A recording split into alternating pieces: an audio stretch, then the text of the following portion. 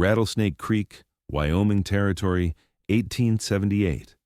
The first time Ryder Xavier saw Daisy Keller standing in the doorway of his saloon, rainwater streaming from the brim of her sodden hat, he knew she was trouble of the best kind.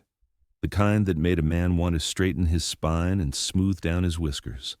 The kind that made him set aside the first slice of pie before he even knew why. Ryder's weathered hands stilled on the glass he'd been polishing. Around him, the Rattlesnake Saloon continued its evening symphony of clinking glasses, boisterous laughter, and the tinny notes from the upright piano in the corner where old Pete hammered out tunes with more enthusiasm than skill. But for Ryder, the cacophony faded to nothing as he watched the slender woman scan the room with eyes the color of summer prairie grass. "You looking for someone, madam?" he called out, setting the glass down with deliberate care. She stepped fully inside, closing the door against the April downpour. "I'm looking for work, actually," she said, her voice carrying a hint of something Eastern in its cadence. "I heard you might need a cook." Ryder raised an eyebrow. His previous cook, a surly man named Jeremiah, had left 2 weeks prior after a dispute involving a poker game and accusations of cheating. Since then, Ryder had been serving basic fare that satisfied his customers' hunger, but little else. "News travels fast," he remarked. "Who told you?" "The stagecoach driver. Said the food here has gone from decent to dire." A smile flickered across her face, revealing a dimple in her right cheek. His words, not mine. Ryder couldn't help the small chuckle that escaped him. Tom never was one to mince words. He gestured to the bar stool across from him. "What's your name?" "Daisy Keller." "Ryder Xavier. I own this establishment." He studied her as she perched on the stool. She wasn't what he'd expected when he'd put out word he needed a cook. Women were scarce in Rattlesnake Creek, and those who worked in saloons typically didn't do so in the kitchen. "Where are you from, Miss Keller?" "Boston, most recently. Before that, Philadelphia." "Long way from home." She met his gaze directly. "Home is wherever I make it now." There was a story there, Ryder was certain, but he wasn't one to pry. Everyone in the West had a past they'd rather leave behind. It was one of the unspoken rules of frontier life: judge a person by what they did here and now, not by what ghosts might be chasing them. "Can you cook?" he asked instead. "Better than most, especially pies." Ryder glanced over at the meager offerings on his counter, a plate of dry biscuits and some beans. He'd never been much in the kitchen himself. "Wouldn't take much to improve on what we've got now. But a saloon kitchen is different from a fancy Eastern home. I worked in a restaurant in Boston for 3 years, 16 hours a day, 6 days a week." Her chin lifted slightly. "I'm not afraid of hard work, Mr. Xavier." Something in her steady gaze convinced him, or perhaps it was simply that he was tired of his own cooking. "All right, Miss Keller, you can start tomorrow. There's a room upstairs you can use, last door on the left. It's not much, but it's clean." Relief washed over her face before she composed herself again. "Thank you. You won't regret it." Ryder nodded, already wondering if he would. A young, unaccompanied woman working in his saloon would draw attention, not all of it welcome. But there was a certain determination in Daisy Keller's eyes that suggested she could handle herself. "Fair warning," he added. "The men who come through these doors aren't always gentlemen." Daisy removed her wet hat, revealing hair the color of wheat honey. "Mr. Xavier, I didn't travel 2,000 miles west expecting to find gentlemen. I'll manage just fine." And somehow, Ryder believed her. By the end of her first week, Daisy Keller had transformed the Rattlesnake Saloon's reputation. Word spread quickly through the small town that Xavier's place now served food worth riding in for. The regular clientele doubled, then tripled, with many coming specifically for the midday and evening meals. Ryder leaned against the doorframe between the main saloon and the small kitchen, watching as Daisy expertly managed 3 cast-iron pans on the wood-burning stove. Her hair was tied back with a simple ribbon, and a light sheen of perspiration glistened on her forehead from the heat. "Never seen men so eager to eat vegetables," he commented, noting the generous portions of carrots and peas she was adding to a savory stew. Daisy flashed him a quick smile. "Everyone needs vegetables, whether they admit it or not. Most just don't know how to cook them properly. She sprinkled in a pinch of something from a small cloth pouch. "What's that?" "Thyme. I brought some dried herbs with me. Next spring I'll plant a small garden out back, if that's agreeable to you." Ryder found himself nodding before he'd even considered it. "Sure, whatever you need." She seemed to take his easy acquiescence in stride, as if she'd never doubted he would agree. There was something both unsettling and refreshing about her quiet confidence. "Sheriff Wade says your chicken and dumplings reminded him of his mother's cooking," Ryder said. "I think you've made a friend for life there." "The sheriff seems like a good man." "He is. Keeps order without too much fuss." Ryder hesitated, then added, "Noticed he's taken to having lunch here every day this week?" Daisy's hands stilled momentarily, then resumed their work. "Is that a problem?" "Not at all. Just making an observation." She glanced up at him, a knowing look in her eyes. "He's married, Mr. Xavier, with 3 children. He comes for the food, nothing more." Ryder felt his ears warm, embarrassed to have been so transparent. "Right, of course." He cleared his throat. "What's for dessert tonight?" "Apple pie. I found a farmer outside town willing to sell me the last of his stored winter apples." She moved to a wooden board where a perfect circle of pie dough awaited filling. "They're not as crisp as autumn apples, but with the right amount of cinnamon and nutmeg, they'll do just fine." Ryder watched her hands as she worked the dough, noting the efficiency of her movements. No wasted motion, no hesitation, the same way she seemed to approach everything. "Where did you learn to cook like this?" he asked. A shadow passed over her face. "My grandmother, initially. She believed every girl should know her way around a kitchen. She began arranging apple slices in a perfect spiral. Later, I had a mentor at Remington's restaurant in Boston, Mrs. Gibbons. She taught me about balancing flavors, presentation. Must have been a good place." "It was." Her tone indicated the subject was closed. Ryder knew when to back away from a topic. "I'll let you finish up here. Looking forward to that pie." That evening, as the saloon filled with its usual crowd plus a healthy number of townspeople who'd come for supper, Ryder found himself watching Daisy more than was strictly necessary. She moved through the room with quiet efficiency, delivering plates and exchanging pleasantries with customers who were already greeting her by name. When she brought out the first apple pie, the aroma preceded her, causing several conversations to halt mid-sentence. She set it on the counter beside the bar, and Ryder felt a strange sense of pride, as if her accomplishment somehow reflected on him. "First slice is yours, Mr. Xavier," she said, cutting into the golden crust. Steam rose from the perfect wedge as she transferred it to a plate. He accepted it with a nod of thanks, aware of the envious glances from nearby patrons. The first bite was a revelation, sweet but not cloying, with a hint of tartness from the apples and the warm complexity of spices. The crust practically melted on his tongue. "Well?" Daisy asked, a rare hint of uncertainty in her voice. Ryder looked up, finding her watching him expectantly. "It's the best pie I've ever had," he said honestly, "and I'm not just saying that because you work for me." Her smile, then genuine and unguarded, did something peculiar to his chest, a tightening sensation he chose to ignore. "Good," she said. "I'll be making different ones as fruits come into season." As she turned away to serve the other customers, Ryder took another bite and made a silent, impulsive decision. If this was to be a regular offering, then he would make sure to save the first slice for himself every time. A small indulgence for a man who allowed himself few. He couldn't have known then how significant that small decision would become. Summer arrived in Wyoming with sudden intensity, the spring rains giving way to clear skies and relentless sun.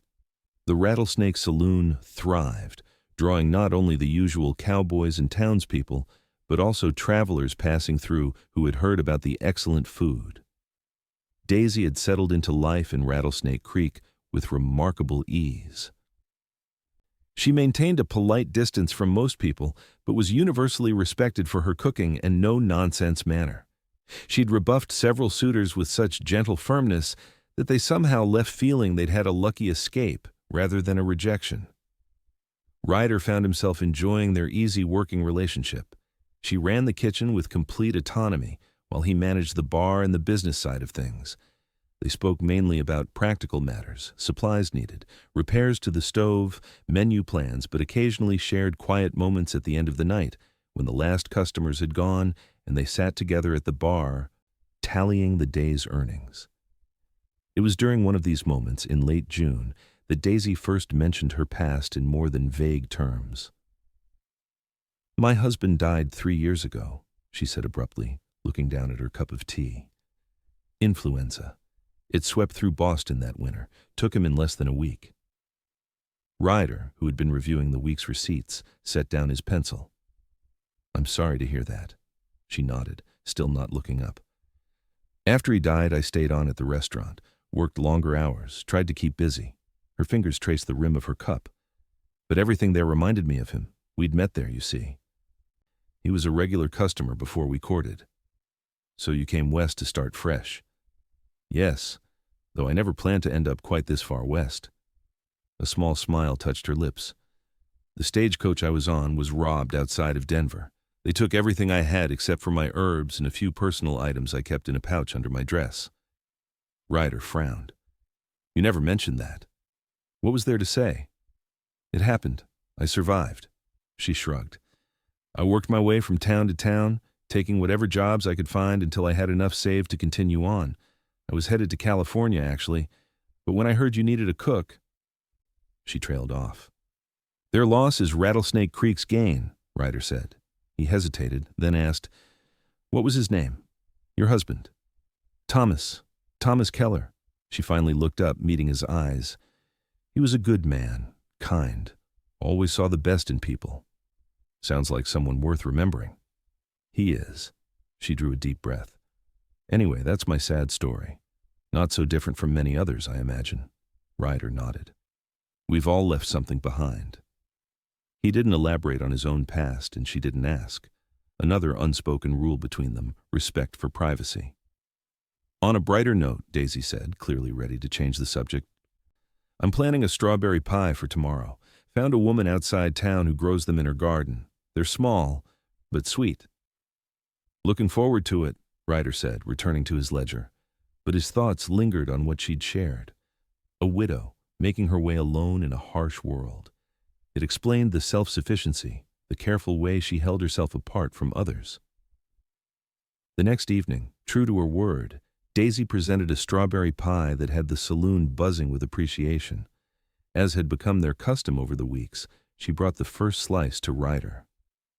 "Your opinion, Mr. Xavier?" she asked as he savored the first bite. "Exceptional, as always, Miss Keller." The routine gave him a strange comfort. The first slice of pie, a moment of simple pleasure in a life that had held too few of them.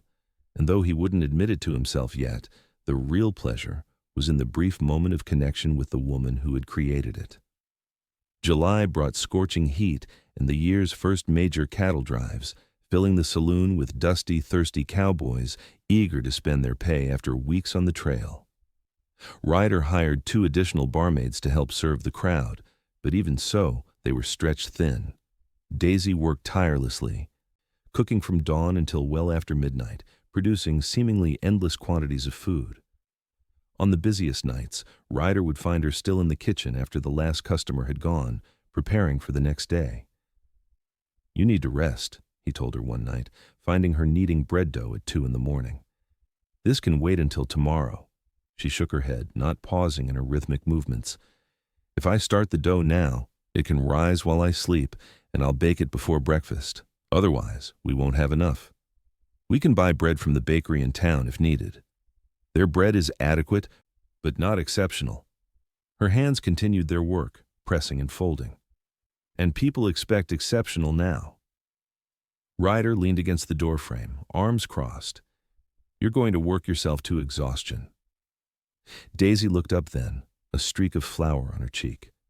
"I'm fine, Mr. Xavier. Truly." "Ryder," he said impulsively. "After hours, at least, you might as well call me Ryder." She seemed surprised by the suggestion, her hands stilling momentarily. "All right, Ryder." His name sounded different in her voice, somehow softer. "And I suppose I could call you Daisy, if that's agreeable." A small smile curved her lips. It is. Something shifted between them in that moment, a subtle change neither acknowledged aloud. But when she brought him the first slice of blackberry pie the next evening, their fingers brushed as she handed him the plate, and neither pulled away quite as quickly as propriety might have dictated. August brought a heat wave that left the whole town listless and irritable. Business at the saloon slowed during the hottest part of the day, but the evenings were still busy as people sought relief from their stifling homes. Daisy adapted her cooking to the weather, offering lighter fare and cold dishes when possible. Her fruit pies, however, remained a constant, though she now baked them in the cool hours of early morning. One particularly stifling afternoon, when the saloon was nearly empty, Ryder found Daisy sitting on the back steps of the kitchen, a rare moment of rest. She was shelling peas into a bowl, her sleeves rolled up to her elbows, revealing slender forearms tanned by the sun.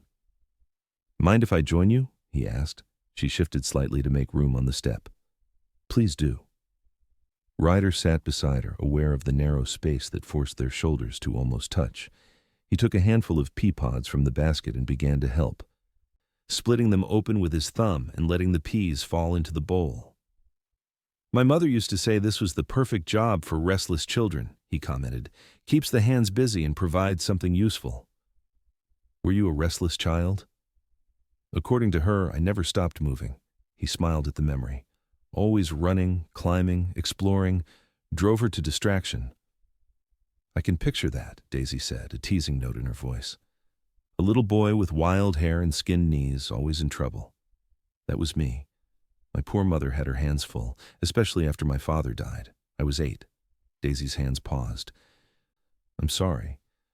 It was a long time ago. Mining accident." He continued shelling peas, focusing on the repetitive motion. "She did her best, raising me and my sister alone. Taught us to work hard, be honest. She passed on when I was 20.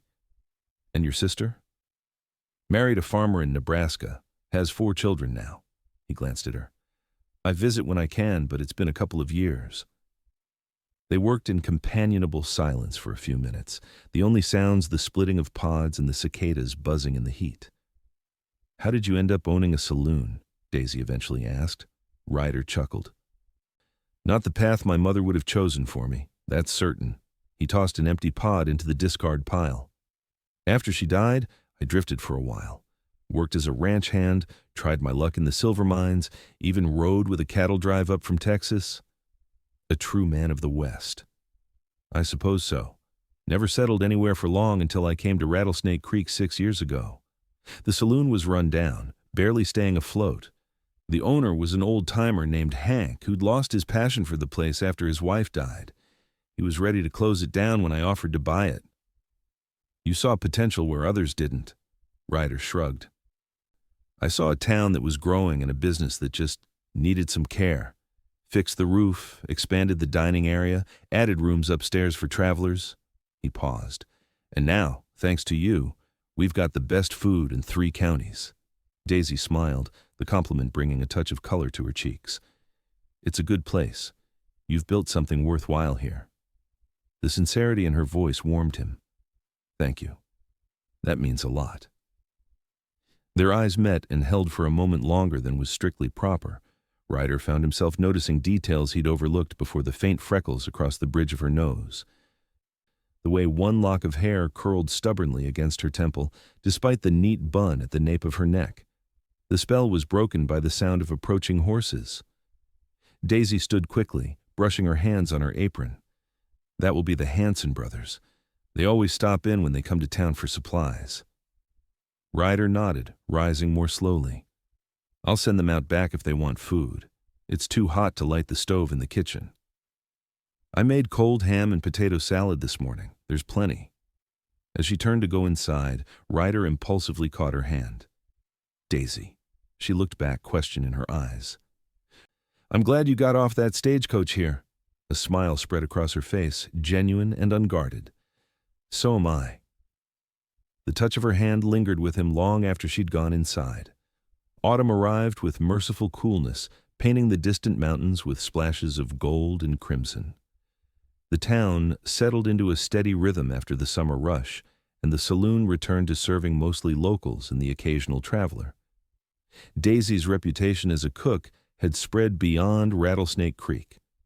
Twice in September, she received offers of employment from establishments in larger towns, once from a hotel in Cheyenne, and once from a high-end restaurant in Denver. Both times, she politely declined.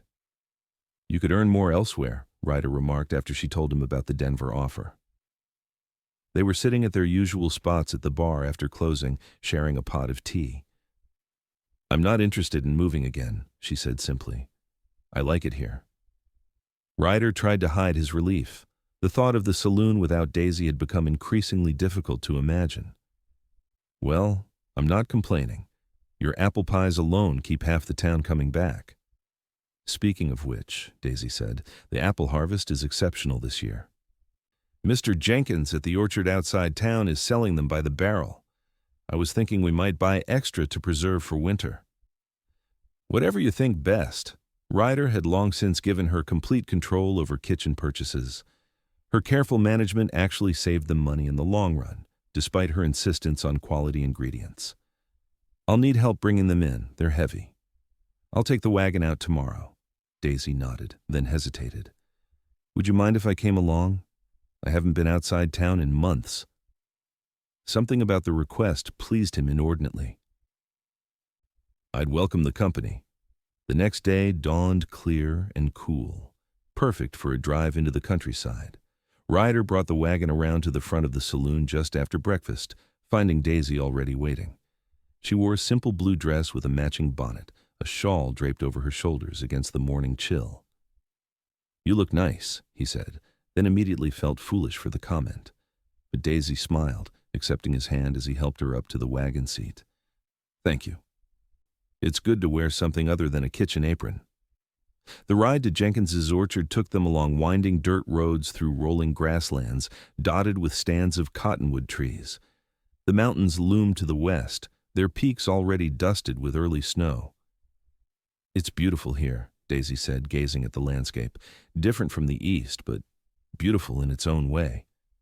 "How so?" She considered the question. "Everything here feels bigger, more open. In Boston, you're always surrounded by buildings, by people. Here, you can breathe." Ryder nodded. "That's why I never could settle in a big city. Tried once. Spent 6 months in St. Louis. Felt like the buildings were closing in on me." "I can see that." She glanced at him.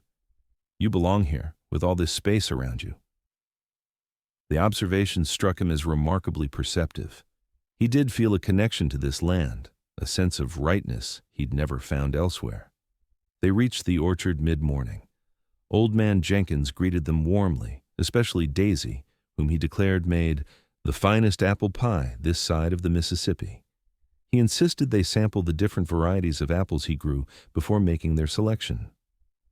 Wandering among the laden trees, Daisy's face lit with genuine delight as she bit into each offering, considering the flavor and texture with the seriousness of a connoisseur. Ryder found himself watching her more than tasting the apples himself, captivated by her enthusiasm. "These," she finally declared, holding up a medium-sized red apple. "They're perfect. Tart but not too sour, firm enough to hold their shape when baked." Jenkins nodded approvingly. "The Rome beauty. Good choice, Mrs. Keller." Neither of them corrected his assumption about her marital status. They loaded 3 barrels into the wagon, along with a smaller crate of mixed varieties that Jenkins insisted on giving them for sampling. The old man waved them off with an invitation to return for more whenever they needed. Instead of heading directly back to town, Ryder took a longer route that followed a creek through a picturesque valley. When they reached a particularly lovely spot where the water widened into a small pool surrounded by golden cottonwoods, he pulled the wagon to a stop. "Thought we might take a break here," he said. "I packed some lunch if you're hungry." Daisy looked pleasantly surprised. "You planned this?" "Hoped for it. Anyway." He reached behind the seat and produced a basket. "Nothing fancy. Cold chicken, bread, some of that pickled relish you made last week." "It sounds perfect." They spread a blanket on the grassy bank of the creek, the October sun warm enough to make the spot comfortable despite the autumn air. As they ate, Conversation flowed easily between them, touching on everything from town gossip to books they'd read to childhood memories. "I've never asked," Daisy said as they finished their meal. "Why Rattlesnake Creek? I haven't seen a single rattlesnake since I arrived." Ryder chuckled. "Legend has it the first settlers were camped by the creek when they were surrounded by a nest of rattlers. They managed to kill them all without anyone being bitten, which they took as a good omen. Decided to name the place after their victory." "Is it true?" "Who knows? Most town names have stories like that, some true, some embellished, some complete fabrications. Makes for good telling, though." Daisy leaned back on her hands, face tilted to the sun. "I like knowing the stories of a place. It makes it feel more like home." Ryder watched her, struck by how relaxed she appeared, a contrast to her usual composed efficiency. A strand of hair had escaped her bonnet, dancing in the slight breeze. "Is that what Rattlesnake Creek is becoming for you?" he asked. "Home?" She opened her eyes, turning to look at him. "Yes," she said simply. "More than I expected it to." Something in her direct gaze made Ryder's heart beat faster. They'd been circling each other for months, maintaining a careful distance despite the growing connection between them. But here, away from the town and the saloon, that distance suddenly seemed unnecessary, even foolish. "Daisy," he began, not entirely sure what he wanted to say, only knowing he needed to say something. Before he could continue, she reached out and placed her hand over his where it rested on the blanket. The simple touch silenced him more effectively than any words could have. "I know," she said softly. "I feel it too." They sat there for a long moment, hands touching, neither moving to close the remaining distance between them, but acknowledging that something had shifted irrevocably. Finally, Ryder gently turned his hand to clasp hers. "We should head back. People will wonder where we've gone." Daisy nodded, though reluctance showed in her eyes. "Yes, of course." The ride back to town was quieter, both lost in their own thoughts. But their hands found each other again on the wagon seat, fingers intertwined as if it were the most natural thing in the world. That evening, when Daisy brought him the first slice of apple pie made from their morning's harvest, their fingers brushed in the exchange deliberately, this time. And when their eyes met, there was no pretense that it was accidental. The fall season brought a new ritual to the Rattlesnake Saloon. Every Sunday, when business was slowest, Ryder and Daisy would close early and have dinner together in the kitchen. These private meals became the highlight of their week, a chance to talk without interruption, to simply enjoy each other's company away from curious eyes. They were careful in public, maintaining a proper employer-employee relationship, but those who paid attention might notice the way Ryder's eyes followed Daisy as she moved through the saloon, or how she always seemed to know where he was in the room without looking. And everyone noticed that the first slice of whatever pie Daisy baked each day was invariably served to Ryder. "You two make a handsome couple," Mrs. Patterson remarked to Daisy one afternoon as she purchased a whole apple pie to take home. The older woman was the closest thing Rattlesnake Creek had to a society matron, her husband having made a fortune in the cattle business. Daisy carefully wrapped the pie in brown paper. "Mr. Xavier is my employer, Mrs. Patterson. Nothing more." The older woman raised a knowing eyebrow. "If you say so, dear. But a woman my age recognizes certain looks between a man and a woman." Daisy felt her cheeks warm, but kept her expression neutral. "Your pie, madam. That will be 75 cents. Later that evening, as she and Ryder sat together at their usual spots at the bar, she mentioned the exchange. "People are talking," she said, stirring her tea. Ryder glanced up from the ledger he was reviewing. "About?" "Us. Mrs. Patterson all but accused us of courting today." He set down his pencil. "Does that bother you?" Daisy considered the question. "I'm not sure. I've been a widow for 3 years. In Boston, that would still be considered a proper mourning period. Here, everything seems to move faster." "Different world, different rules," Ryder agreed. "But what matters is what feels right to you." She looked up at him then, her eyes searching his face. "What about you? Does it bother you that people talk?" "Only if it causes you discomfort." He hesitated, then added more softly, "I'm not ashamed of my feelings for you, Daisy." It was the closest either had come to a direct acknowledgement of what was growing between them. Her breath caught slightly at his words. "Nor I of mine for you," she replied, her voice barely above a whisper. Ryder reached across the bar, taking her hand in his. His thumb traced gentle circles on her palm. "Then let them talk. We know the truth of things." Daisy nodded, her fingers curling around his.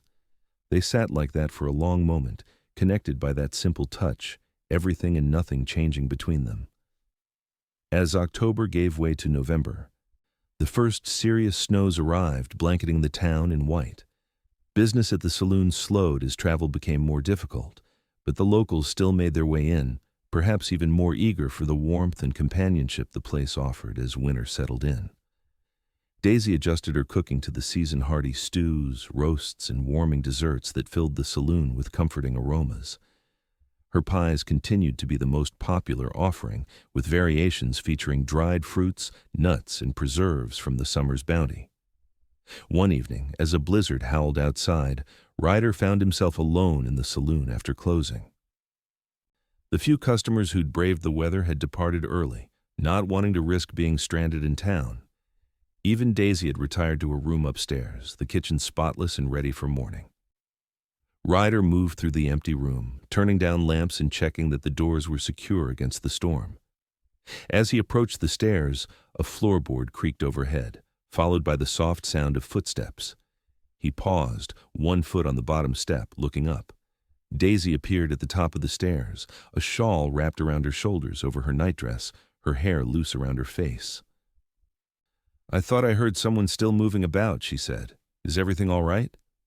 "Just locking up," Ryder replied, suddenly very aware of the intimacy of the moment, the two of them alone in the silent building, the storm isolating them from the rest of the world. "The storm's getting worse. Might be snowed in by morning." Daisy descended a few steps, then stopped, her hand resting on the railing.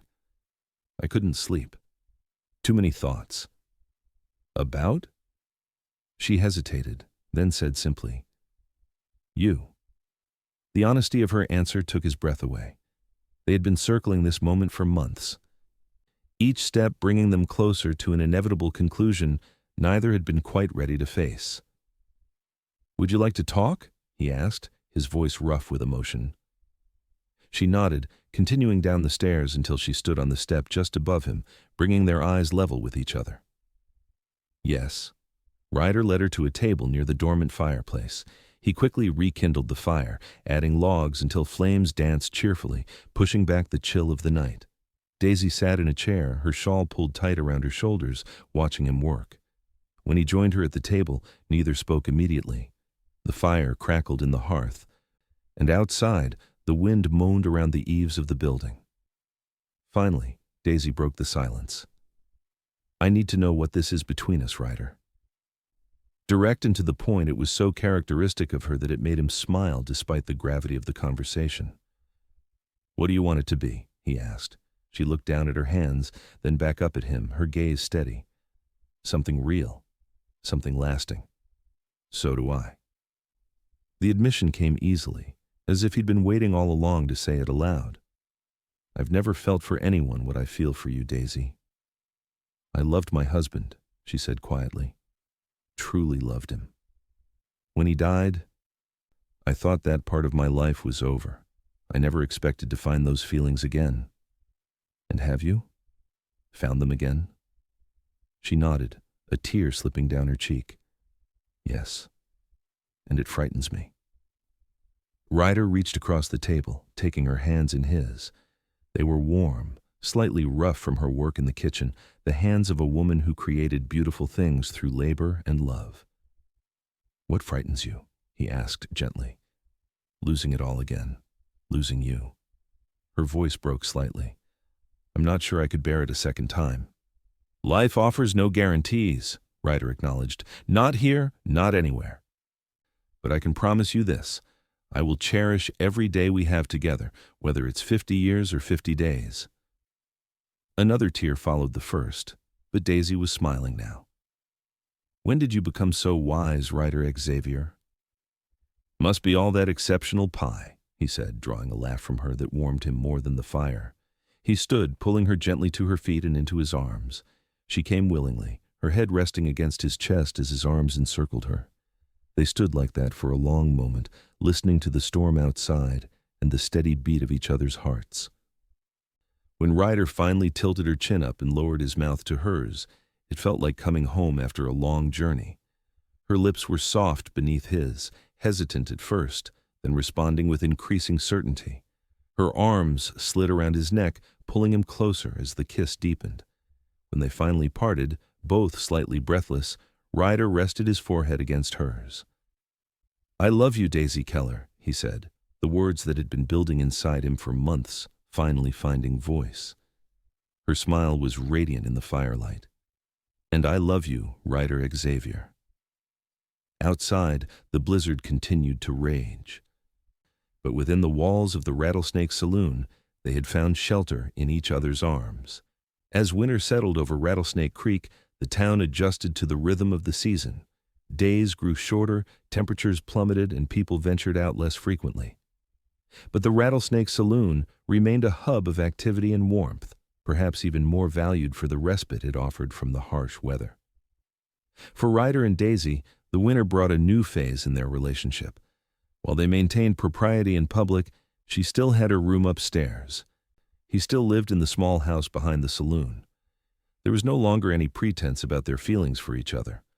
They were courting, officially and openly, much to the satisfaction of the townspeople who had been watching their slow-building romance with interest.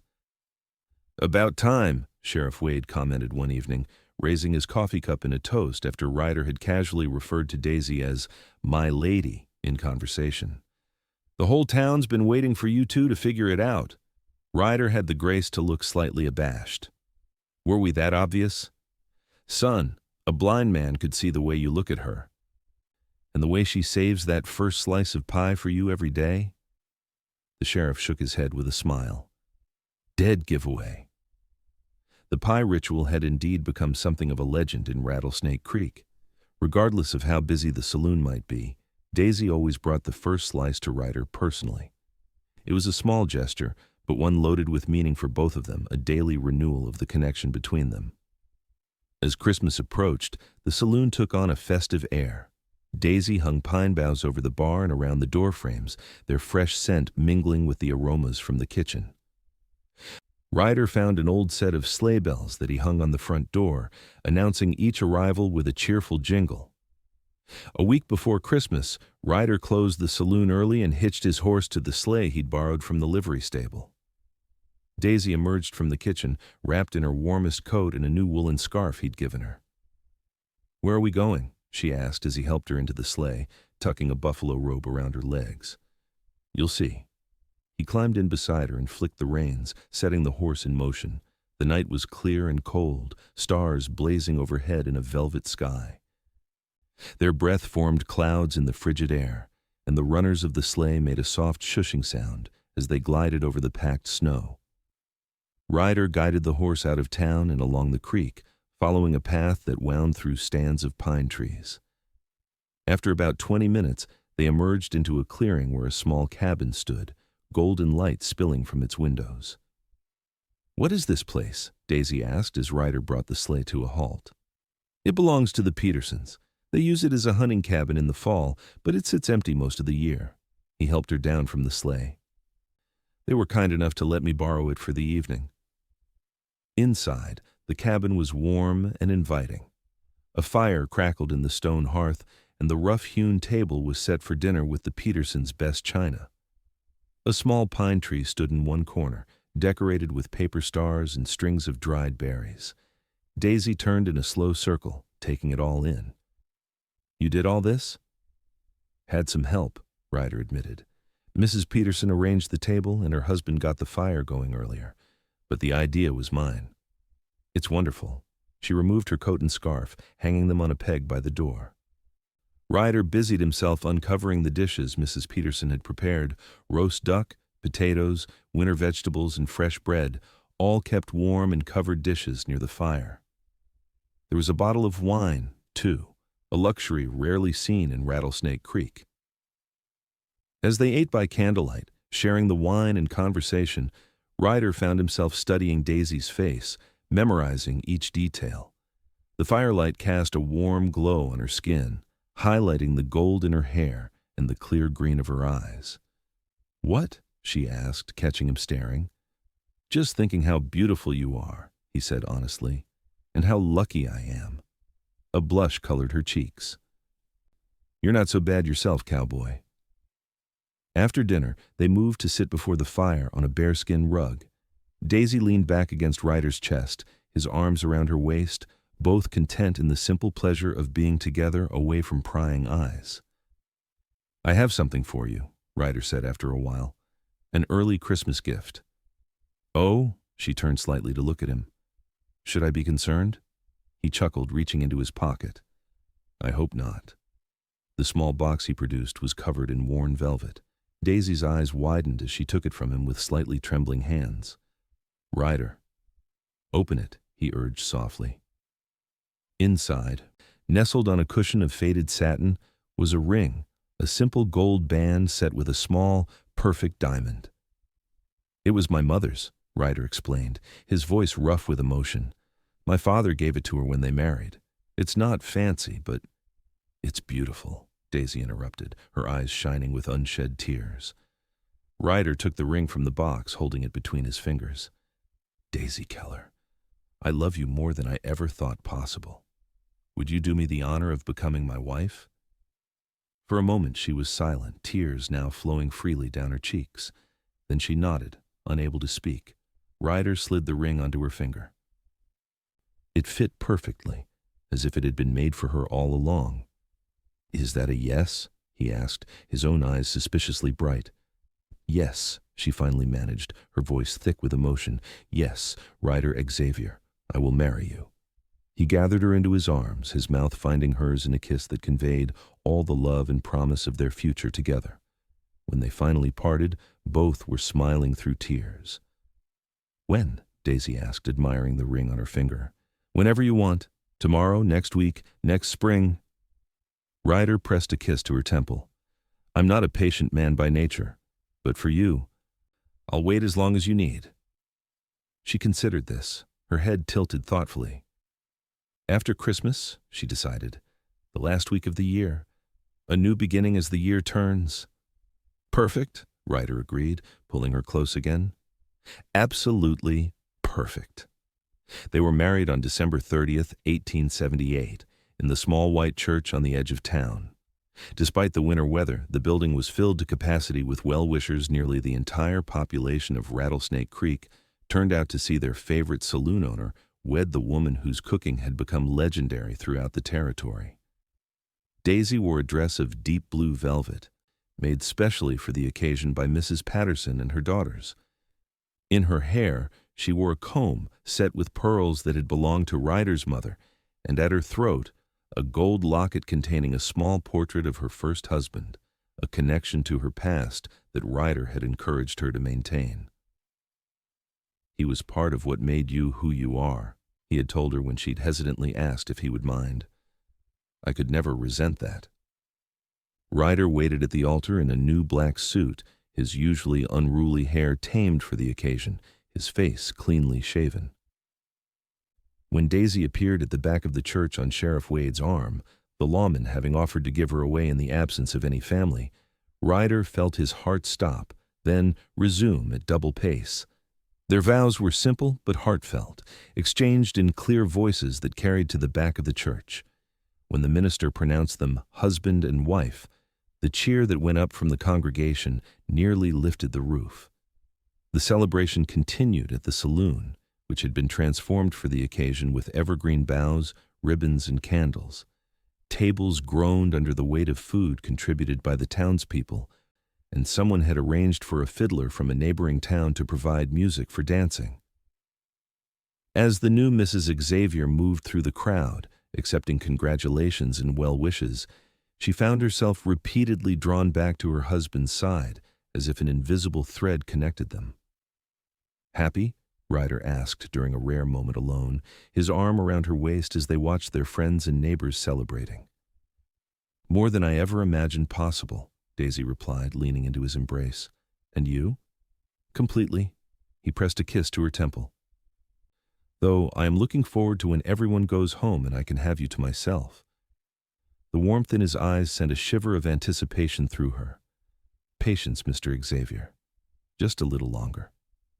It was well past midnight when the last guests finally departed, leaving the newlyweds alone in the saloon that had brought them together.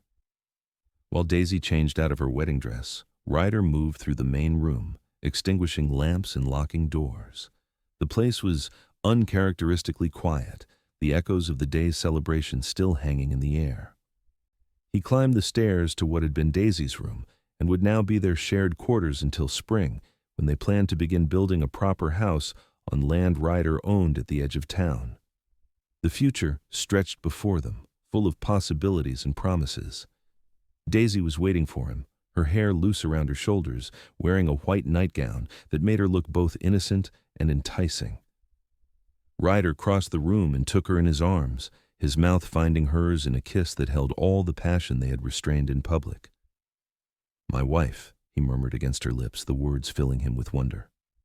"My husband," she replied, her arms twining around his neck as she returned his kiss with equal fervor.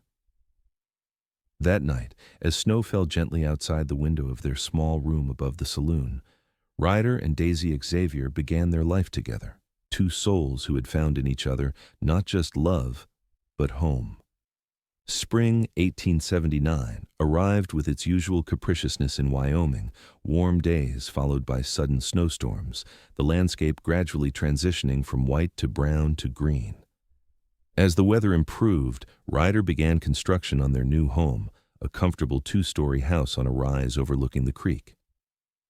Daisy continued to run the saloon's kitchen with her customary efficiency, though now she had an assistant, a young widow named Clara, who had moved to town with her young son. The arrangement allowed Daisy more time to help with the house building and to plan for their future. One evening in late April, as they sat together on the partially completed porch of their new home, watching the sunset paint the distant mountains in gold and purple, Daisy took Ryder's hand and placed it on her stomach. "I have news," she said, her eyes bright with happiness. It took Ryder a moment to understand her meaning. When he did, his face transformed with joy. "A baby? Are you certain?" Daisy nodded. "Dr. Marshall confirmed it yesterday. I wanted to be sure before I told you." Ryder gathered her into his arms, his laughter echoing across the open land. "When?" "November, he thinks, just before Thanksgiving." "A winter baby." Ryder placed his hand on her still flat stomach again, awe in his expression. "Our child." They sat together as twilight deepened, talking of names and plans, of hopes and dreams for this new life they had created together. The future, already bright with promise, now seemed even more miraculous. As Daisy's pregnancy progressed through the summer and into fall, life in Rattlesnake Creek continued its steady rhythm. The saloon thrived under their joint management, with Ryder handling the business side and Daisy overseeing the kitchen, though she gradually reduced her hours as her condition advanced. Their new home was completed in August, a comfortable dwelling with a spacious kitchen, Ryder's gift to Daisy, a large front porch, and a nursery painted in soft yellow. They moved in with the help of friends from town, establishing their first true home together. The ritual of the first slice of pie continued, though now it took place in their own dining room as often as at the saloon. Each night, no matter what else might be happening, Daisy made sure Ryder received the first slice of whatever pie she had baked that day. It had become more than a tradition, it was a symbol of their connection, a daily renewal of the love between them. On a crisp November evening, with the first snow of the season dusting the ground outside, Daisy went into labor. Dr. Marshall was summoned, along with Mrs. Patterson, who had assisted at many births in the town. Ryder paced anxiously outside the bedroom door as his wife's labor progressed, each cry from within cutting him to the quick. Sheriff Wade and several other friends kept him company, offering support and the occasional shot of whiskey to steady his nerves. "She's strong, Ryder," the sheriff assured him. "One of the strongest women I've ever known. She'll come through this fine." After what seemed an eternity, a new cry pierced the night, the unmistakable wail of a newborn taking its first breath. Ryder froze mid-stride, his heart hammering in his chest. The bedroom door opened and Mrs. Patterson emerged, her face tired but beaming. "You have a daughter, Mr. Xavier. A beautiful, healthy daughter."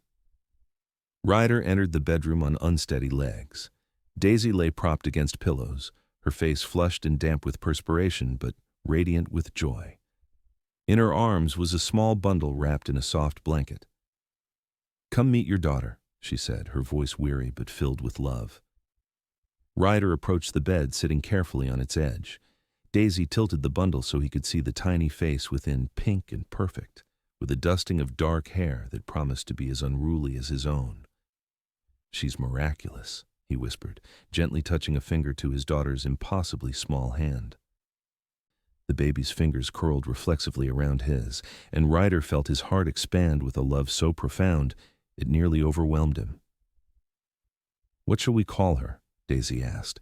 They had discussed names but had never settled on a final choice. Now, looking at his daughter's face, Ryder knew. "Hope," he said. "Hope Elizabeth Xavier." Tears filled Daisy's eyes as she nodded. "It's perfect. Our hope for the future." Ryder leaned forward to kiss his wife, then pressed a gentle kiss to his daughter's forehead. "Thank you," he murmured against Daisy's hair. "For everything. For her. For us." The years passed as years do, marked by the changing seasons and the growth of their family.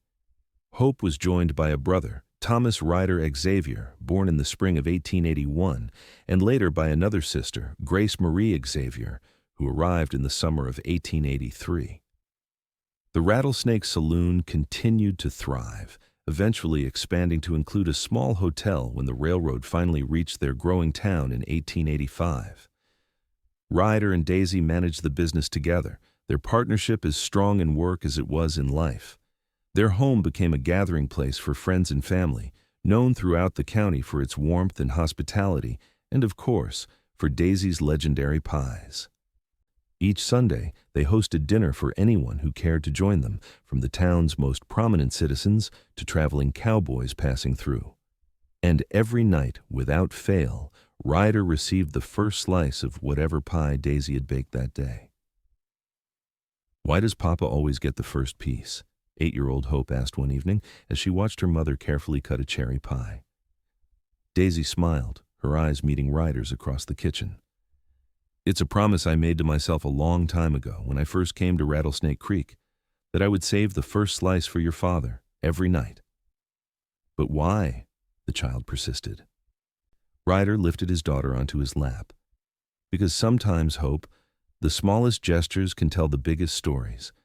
Your mother's pie was the first thing that made me realize how special she was, and her saving that first slice for me every day reminded me how lucky I was to have found her."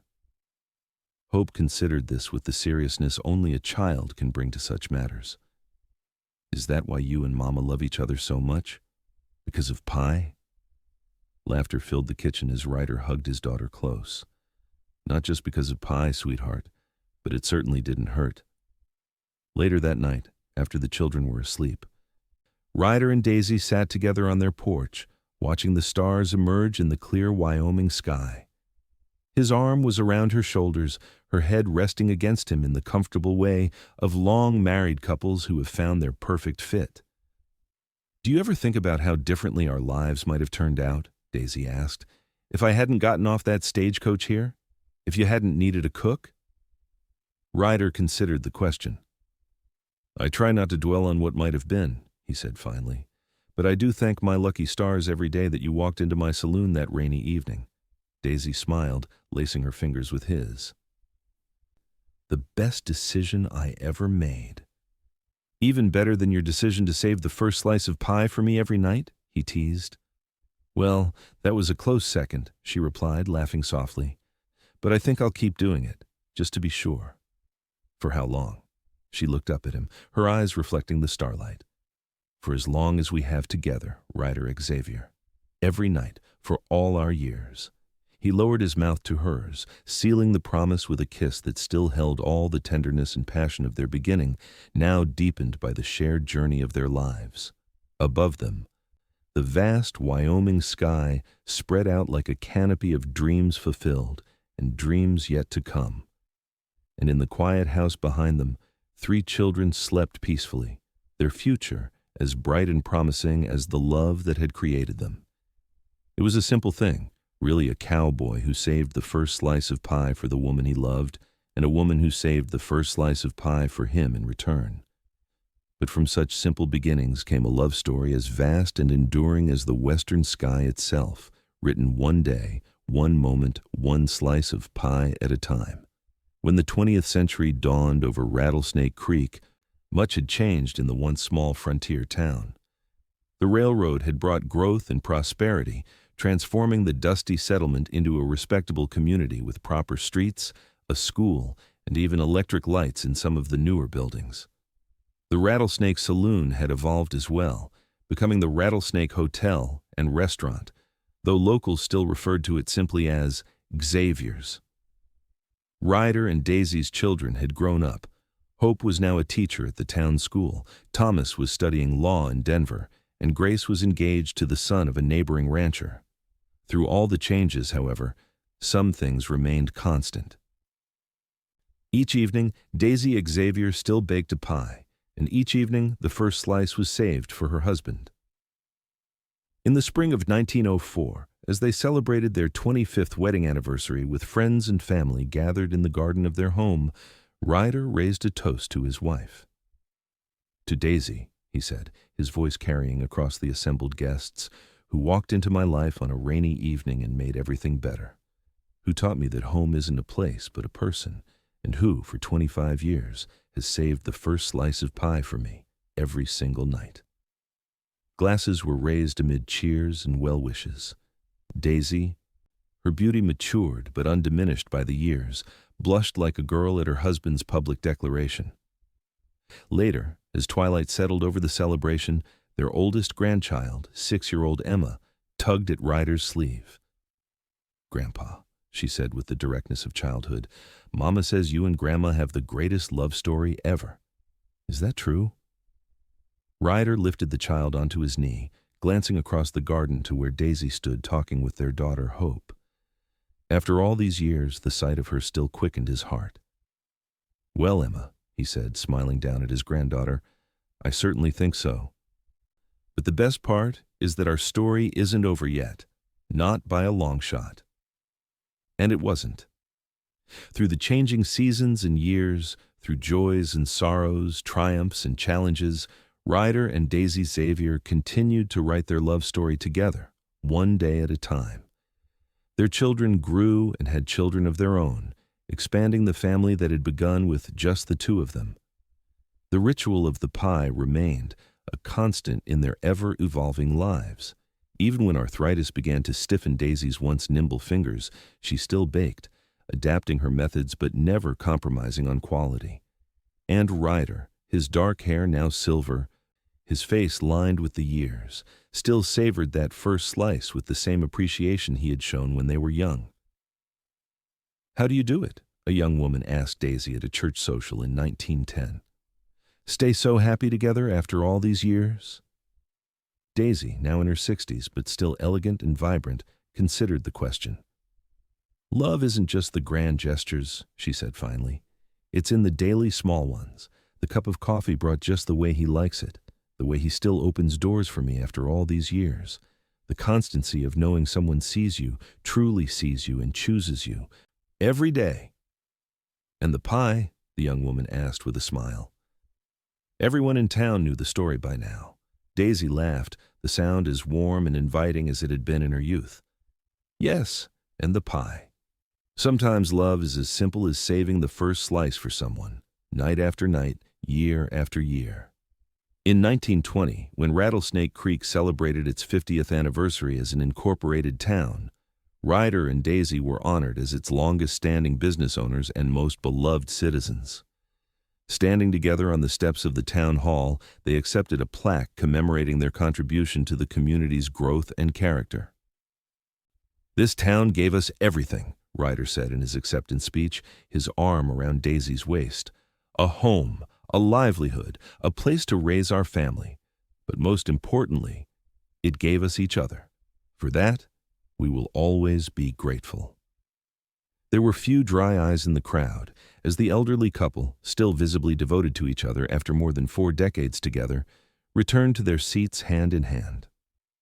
That evening, in the privacy of their home, Daisy presented Ryder with a special anniversary pie apple, his favorite, made from the recipe she had perfected all those years ago.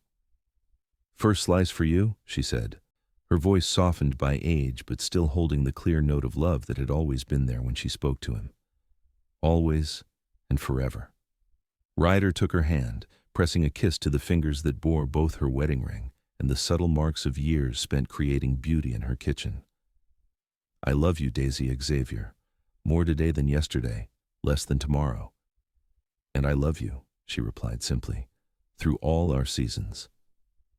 When Ryder Xavier passed away peacefully in his sleep in the spring of 1925, just shy of his 80th birthday, Daisy was at his side, as she had been for nearly half a century. The town mourned with her, remembering the straight-backed young saloon owner who had helped build Rattlesnake Creek into a community they could all be proud of.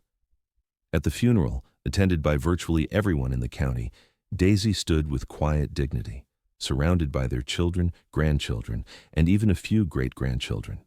She wore blue, not black, because, as she told her concerned daughters, "Your father always loved me in blue."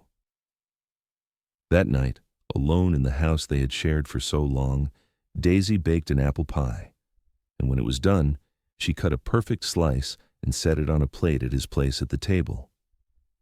"First slice for you, my love," she whispered to the empty chair, "always and forever." Daisy lived another 5 years, remaining active in the community and beloved by all who knew her. Each night, without fail, she baked a pie, and each night, the first slice was set aside, a tradition she maintained until her final day. When she joined Ryder in the spring of 1930, their love story passed into local legend. Parents told their children about the cowboy and his lady, whose devotion to each other was symbolized by the simple act of saving the first slice of pie every night for years. On their shared headstone in the Rattlesnake Creek Cemetery, beneath their names and the dates that marked their time on Earth, a simple epitaph read, "Love is patient, love is kind. Ours endured through all our years." And if visitors looked closely, they might notice that someone occasionally left a slice of pie at the grave, a tribute to a love story that had become part of the very fabric of the town. A reminder that sometimes the greatest romances aren't found in grand gestures, but in the quiet consistency of daily devotion. For in the end, what is love if not the choice to put someone else first, day after day, year after year? What is love if not saving the first slice of pie for them, every night through all the seasons of a shared life? In Rattlesnake Creek, Wyoming, they still tell the story of Ryder and Daisy Xavier, the cowboy who was captivated by a rain-soaked woman seeking work, and the woman who found her heart's home in a frontier saloon. They tell of how their love built not just a family but helped shape a community. And they tell of the pie, that simple, sweet symbol of a love that never faltered. It is a reminder to all who hear it that love stories don't always end when the book closes or the credits roll. Sometimes they continue for decades, written in the language of everyday devotion. Sometimes they become legends that inspire generations to come. And sometimes they begin with something as simple as a slice of pie,